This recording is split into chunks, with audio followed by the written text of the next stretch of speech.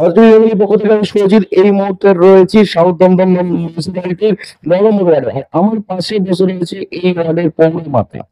চলুন আগে পরিচয় করে নিই আর জেনে নিই, ভোটের তো আর কয়েকটা দিন বাকি, বলতে পারেন ভোটের দামামা কিন্তু বেজেই গেছে। আর এই মুহূর্তেই একবার মিলিয়ে নেওয়ার পালা, যে যতগুলো প্রতিশ্রুতি দিয়েছিল, যারা বলেছিল যে আপনাদের পাশে দাঁড়াবে, কাজ করবে, তারা কতটা কাজ করেছে চলুন একবার খাতা কলমে মিলিয়ে নিই। আর তারপরেই তো ভোটের বটন থাকবে আপনাদের কাছে, আর আপনারা বেছে নেবেন আপনাদের জনপ্রতিনিধিকে।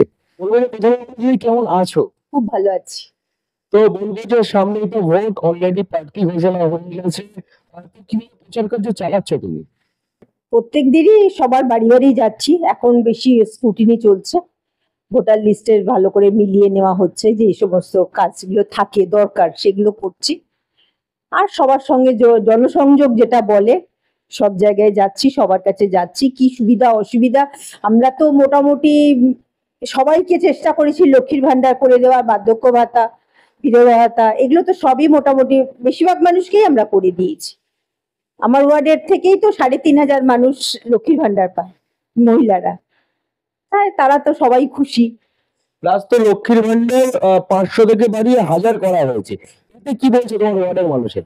বেশি খুশি হয়েছে, মানে যারা করেনি ভেবেছিল ঠিক আছে পরে করলেও চলবে, তারাও করে নিয়েছে, যে যেহেতু শুনেছে ১,০০০ টাকা করে পাবে, এখন ১,০০০ টাকাটা তো অনেক ব্যাপার না, ওর জন্য সবাই করেছে, সবাই খুব খুব খুব খুশি। পার করেছি সেটা দেখে নেবেন যাওয়ার সময়।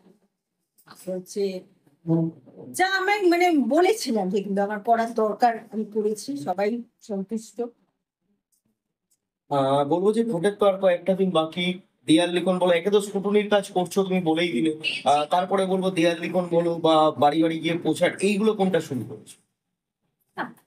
প্রচার তো আমরা সারা বছরই করি, আমরা সারা বছর মানুষের সাথে থাকি, মানুষের কাছে যাই, সব রকম পরিষেবা দেওয়ার চেষ্টা করি। এই যে যেমন মমতাদি যত রকম প্রকল্প আছে দিদির, সর্বস্ব আমরা চেষ্টা করছি মানুষকে দেওয়ার, দিয়ে হয়েছে বেশ কিছু মানুষ পেয়েছে এই সমস্ত প্রকল্প।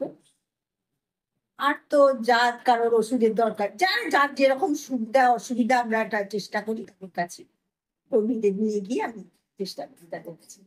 লাস্ট একটা প্রশ্ন করবো, যারা টিভির ওপরে আছে, যারা অনুষ্ঠানটা দেখছে, তাদের উদ্দেশ্যে কি বক্তব্য? আমি চাইবো সবাই যেন তৃণমূল করতে দেয়, দিদি থাকলে সব হবে।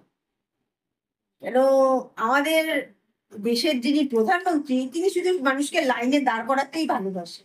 এই নোটবন্দি, আজকে এই বন্দি, কালকে সেই বন্দি করে করে। কিছুদিন আগে তো দেখলেনি একটা হঠাৎ জলের জারে নেমে ছবি ছেড়ে দিল, যেমন সমুদ্রে নেমেছে। এটা কি আপনাদের বিশ্বাস হয় যে একটা 85 বছরের বয়স্ক মানুষ উনি সমুদ্রের নিচে চলে গেছে? কোনো জলের ড্রামে ড্রামে নেমে পড়েছে হয়তো। আর মানুষকে বলবো সবাই ভালো থাকুক, সুস্থ থাকুক। মমতা ব্যানার্জির হাত, অভিষেক ব্যানার্জির হাত শক্ত করুন।